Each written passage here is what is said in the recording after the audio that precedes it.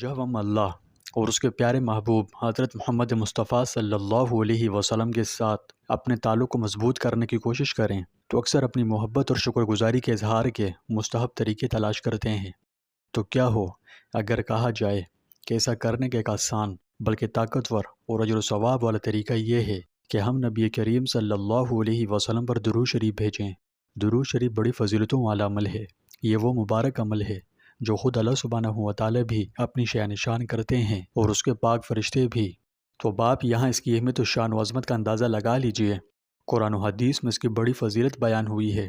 اس video میں ہم درود شریف پڑھنے کے ناقابل یقین فوائد سے پردہ اٹھائیں گے اور یہ بھی جانیں گے کہ درود و سلام ہمارے پیارے نبی صلی اللہ علیہ وسلم کو پیش کرنے کا بہترین تحفہ کیوں ہے۔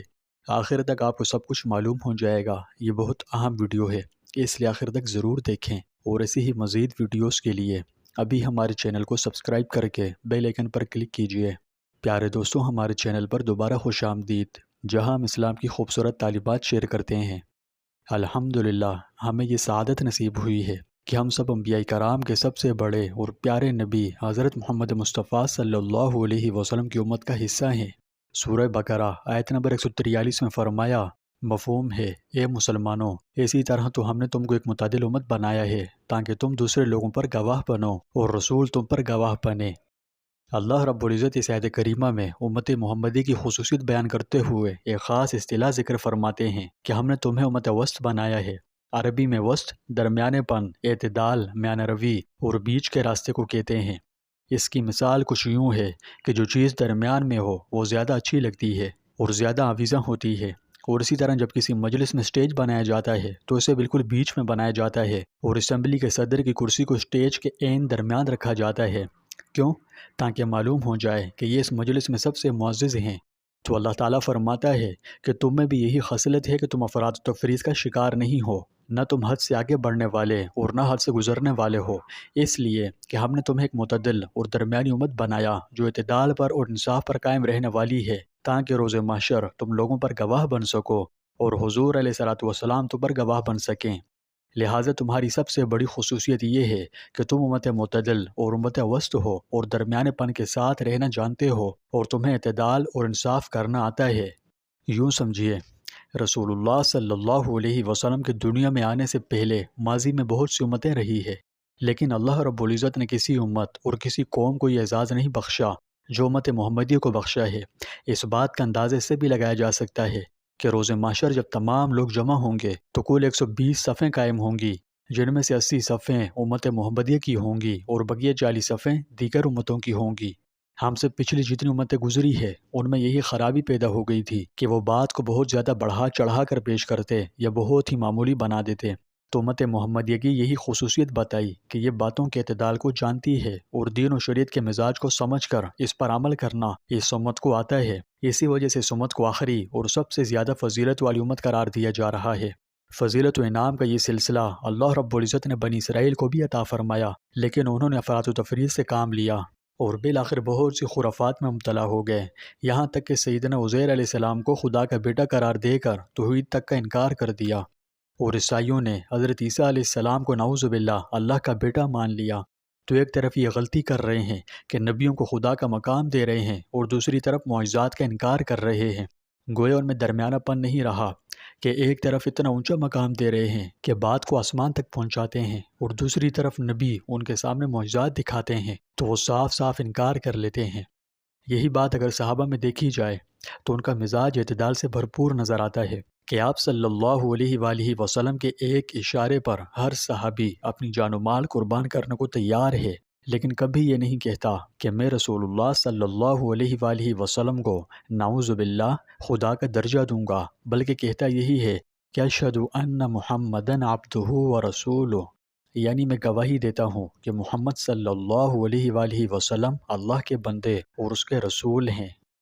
حضرت انس رضی اللہ عنہ بیان فرماتے ہیں کہ 3 اشخاص نبی کریم صلی اللہ علیہ وسلم کی عبادت کے متعلق پوچھنے کے لیے نبی کریم صلی اللہ علیہ وسلم کی ازواج مطہرات کے پاس آئے۔ جب انہیں اس کے متعلق بتایا گیا تو گویا انہوں نے اسے کم محسوس کیا۔ چنانچہ انہوں نے کہا، ہمارے نبی صلی اللہ علیہ وسلم سے کیا نسبت، اللہ نے تو ان کی اگلی اور پچھلی تمام خطائیں معاف فرما دی ہیں۔ ان میں سے ایک نے کہا، میں تو ہمیشہ ساری رات نماز پڑھوں گا۔ دوسرے نے کہا، میں دن کے وقت ہمیشہ روزہ رکھوں گا اور افطار نہیں کروں گا۔ اور تیسرے نے کہا، میں عورتوں سے اجتناب کروں گا اور میں کبھی شادی نہیں کروں گا۔ نبی کریم صلی اللہ علیہ وسلم ان کے پاس آئے اور پوچھا، تم وہ لوگ ہو جنہوں نے اسے اس طرح کہا ہے؟ اللہ کی قسم، میں تم سے زیادہ اللہ سے ڈرتا اور تم سے زیادہ تقوی رکھتا ہوں، لیکن میں روزہ بھی رکھتا ہوں اور افطار بھی کرتا ہوں، رات کو نماز بھی پڑھتا ہوں اور سوتا بھی ہوں، اور میں عورتوں سے شادی بھی کرتا ہوں۔ بس جو شخص میری امت سے اعراض کرے وہ مجھ سے نہیں۔ سبحان اللہ۔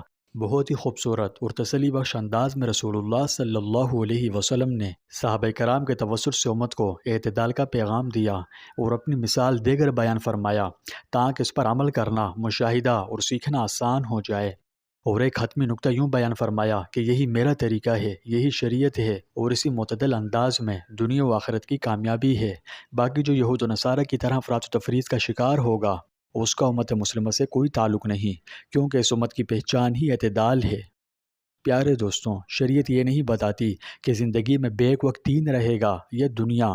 یہ نہیں کہ اگر میں عبادت میں مگن رہا تو کسی سے تعلق نہیں رکھوں گا، نہ یہ کہ میں مکمل بازار سے چمٹ جاؤں یا پھر مسجد سے، بلکہ شریعت بتاتی ہے کہ تم نے دین و دنیا کو ساتھ ساتھ لے کر چلنا ہے، تم نے تجارت بھی کرنی ہے اور عبادت کے فرائض بھی سر انجام دینے ہیں، تم نے اللہ کے حقوق بھی ادا کرنے ہیں اور اللہ کے بندوں کے حقوق بھی ادا کرنے ہیں۔ اب ایسا نہیں ہے کہ تم اللہ کے حقوق ادا کرنے میں بندوں کے حقوق سے غافل ہو جاؤ، اور نہ ایسا کہ بندوں کی خدمت میں سے لگے رہو کہ خدا کی بندگی ہی بھول جاؤ۔ البتہ شریعت فرق سمجھا دیتی ہے کہ تم مال کے لیے محنت ضرور کرو، لیکن اسے اپنی ضرورت سمجھو، اپنا مقصد مت سمجھو، ورنہ تم حب مال کی بیماری کا شکار ہو جاؤ گے۔ اسی طرح دنیا داری کرو، لیکن دنیا کے لیے اتنی ہی کوشش کرو جتنا تمہیں یہاں رہنا ہے، اور آخرت کے لیے اتنی کوشش کرو جتنا تمہیں وہاں رہنا ہے۔ تو پیارے بھائیوں اور بہنوں، امت محمدیہ بڑی خوش نصیب ہے۔ ہمیں اللہ کا بہت شکر گزار ہونا چاہیے کہ اس نے ہمیں اپنے محبوب علیہ الصلوۃ والسلام کو امتی ہونے کا شرف عطا فرمایا۔ رسول اللہ صلی اللہ علیہ وآلہ وسلم اس امت کے سب سے بڑے محسن اعظم ہیں۔ ہم پر آپ کا یہ حق ہے کہ آپ سے دل و جان سے زیادہ محبت کریں۔ اللہ سبحانہ و تعالیٰ نے اپنی لامحدود رحمت سے ہمیں اپنی محبت، شکر گزاری اور اپنے محبوب سے عقیدت کے اظہار کے خوبصورت طریقے عطا کیے ہیں۔ ان میں سے ایک آسان اور طاقتور عمل درود و سلام ہے، اور یہ آپ صلی اللہ علیہ وسلم کو پیش کرنے کے لیے بہترین تحائف میں سے ایک تحفہ ہے۔ سورہ احزاب آیت نمبر 56 میں اللہ تبارک و تعالی ارشاد فرماتے ہیں، ان اللہ و ملائکتہ یصلون علی النبی یا ایھا الذین آمنوا صلوا علیہ وسلموا تسلیما۔ بے شک اللہ اور اس کے فرشتے نبی صلی اللہ علیہ وسلم پر درود بھیجتے ہیں۔ اے ایمان والوں، تم بھی آپ صلی اللہ علیہ وسلم پر خوب درود و سلام بھیجو۔ اس آیت کی روشنی میں جب ہم درود شریف کا ورد کرتے ہیں تو در حقیقت ہم ایک مقدس روحانی دائرے میں قدم رکھتے ہوئے اپنے آپ کو اس الہی عمل سے ہم کر رہے ہوتے ہیں۔ سبحان اللہ۔ ذرا غور کیجئے کہ آسمانوں اور زمینوں کا تنہا خالق و مالک اللہ اور اس کے فرشتے نبی آخر الزماں پر درود بھیج رہے ہیں، تو اس محبوب عمل میں شامل ہونا ہمارے لیے کتنی سعادت کی بات ہے۔ اس اعزاز سے زیادہ خوبصورت اور کیا ہو سکتا ہے؟ یہ کوئی چھوٹا عمل نہیں ہے، تعلق ایک گہرا لمحہ ہے۔ اس سادہ لیکن طاقتور عمل کے ذریعے ہمارے درجات بلند ہوتے ہیں، دل پاکیزہ ہوتے ہیں، نور پیدا ہوتا ہے۔ اس کی برکت سے اللہ اور اس کے پیارے محبوب علیہ الصلوۃ والسلام کا قرب نصیب ہو سکتا ہے۔ در حقیقت درود شریف برکات کا لازوال خزانہ ہے۔ رسول اللہ صلی اللہ علیہ وسلم نے فرمایا، جو شخص مجھ پر ایک مرتبہ درود بھیجے گا، اللہ تعالیٰ اس پر 10 رحمتیں نازل فرمائے گا، اس کے 10 گناہ معاف فرمائے گا اور اس کے 10 درجات بلند فرمائے گا۔ سبحان اللہ۔ پیارے دوستوں، سوچئے، ہر ایک درود کے ساتھ اللہ پر اپنی رحمت نازل کرتا ہے، صرف ایک بار نہیں بلکہ ہر درود کے بدلے 10 بار۔ اور گویا اتنا ہی نہیں، آپ کے 10 گناہ معاف کر دیے جاتے ہیں اور اللہ آپ کے 10 درجات بلند کرتا ہے۔ سبحان اللہ۔ یہ ہے طاقت درود شریف کی۔ یہ ایسا انمول خزانہ ہے جسے کوئی زوال نہیں۔ ہر بار آپ پر برکتوں کے خزانے کھولے جاتے ہیں، اللہ کی رحمت، بخشش اور بلندی درجات، وہ بھی ایک چھوٹے سے عمل میں۔ تو کیا ہم اس زبردست موقع کو ہاتھ سے جانے دیں گے؟ نہیں نا؟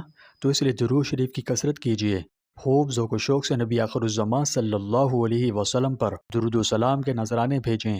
ایک ایک درود آپ کی اپنی زندگی میں بہت سی برکات لائے گا۔ اس کی طاقت کو کبھی کبھی ہرگز کم مت سمجھنا۔ اس کے دنیاوی فوائد بھی بے شمار ہیں اور اخروی بھی۔ رسول اللہ صلی اللہ علیہ وسلم نے ارشاد فرمایا، قیامت کے دن لوگوں میں سب سے زیادہ میرے قریب وہ لوگ ہوں گے جو مجھ پر سب سے زیادہ درود بھیجتے ہیں۔ تو اگر آپ بروز قیامت حضور نبی کریم صلی اللہ علیہ وآلہ وسلم کی شفاعت کے آرزومند ہیں تو آج سے بلکہ ابھی اور اسی وقت سے کثرت سے درود شریف بھیجنا شروع کر دیں۔ انشاءاللہ آپ خود دیکھیں گے درود شریف آپ کے دل کو اطمینان، سکون اور نور سے بھر دے گا۔ بہت سے علماء کہتے ہیں کہ یہ اداسی اور پریشانی کا بڑا مؤثر علاج ہے، ہماری روحوں کے لیے حقیقی نعمت ہے۔ درود شریف بھیجنا رحمت عالم صلی اللہ علیہ وسلم کو ایک دلی تحفہ بھیجنے کے مترادف ہے۔